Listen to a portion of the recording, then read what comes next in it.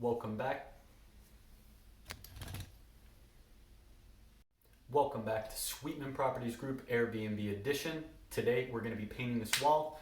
My guide, because I'm just a young apprentice, Home Improvement 123 by the Home Depot. Shout out Sweetman Properties Group. Shout out Home Depot. We're going to get started by covering this floor with a drop cloth. See you in a few.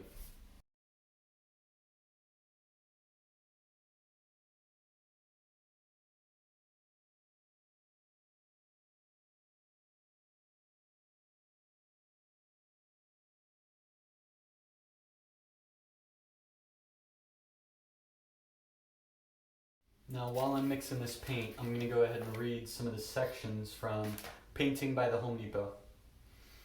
1. Fix the dings. I'm going to scroll all the way past priming and we're going to go to begin roll at the top of the wall along the cut-in. Working toward the bottom in a series of W-shaped strokes as shown above to avoid creating a visible pattern. Move along the wall in 3 by 5 foot sections, cutting in and rolling until the job is done. Work in sections you can cover with a single load of a roller, and always roll up on the first stroke. The key is to overlap areas of wet paint. So, taken from that, 3 big things. Avoid creating pattern, use a W stroke. Go in 3 to 5 foot sections, roll in W's. Work on a single, everything in that was good. Roll with a single, only a size of a single load of paint. Always roll up on the first stroke. Don't know why that is. And that is it. And obviously start with the top and then roll down because everything drips down. Cut in the walls, roll paint. I feel like this is all going to be pretty self-explanatory. The biggest things that I'm taking are make sure that I'm not creating any patterns. I don't want to see lines. It wants to look like a uniform surface. So I'm going to try to roll in a W, start with a roll up. Go 3 to 5 foot sections, only paint sections that I can get with 1, and overlap my sections. I think for me right now the biggest thing is trying to understand it and through repetition, because I'm not an experienced painter and I don't have years of practice, but I really want this wall to look good.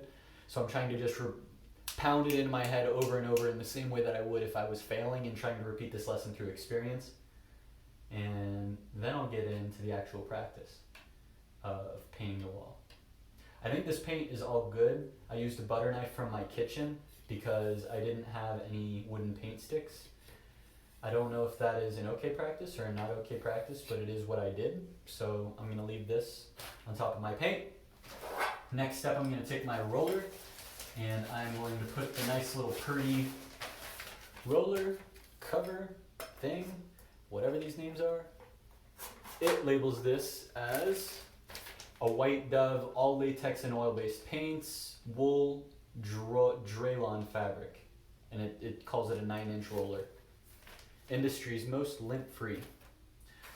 Now that I've got that, I don't want my keys getting soaked, so I'm gonna move my water bottle. Stay hydrated. Take deep breaths. Listen to more binaural beats. Meditate and breathe more. Hug your parents. We're gonna pour, boop, and stop. Lots of drips on my hands. Oh, that's what I forgot. Keep a warm sponge nearby in case there's any areas or things that you need to wipe off. So I'm gonna run and grab my sponge, and then the next time you'll see me is gonna be in a hyperlapse, rolling all these walls up.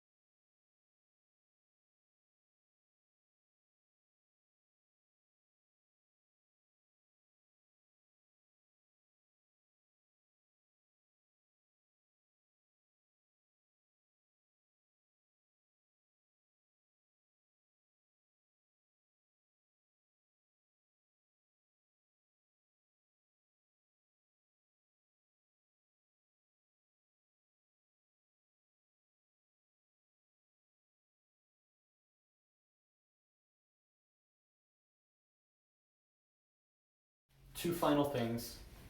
Be sure to have the sponge. And I forgot to have my hands covered, and I'm glad I got paint on me in the first 5 seconds because it reminded me that I need to have these gloves on to keep myself safe. Stay protected. Keep everything you can covered. That way you don't get paint anywhere that you don't want.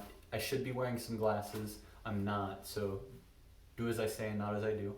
And back to painting.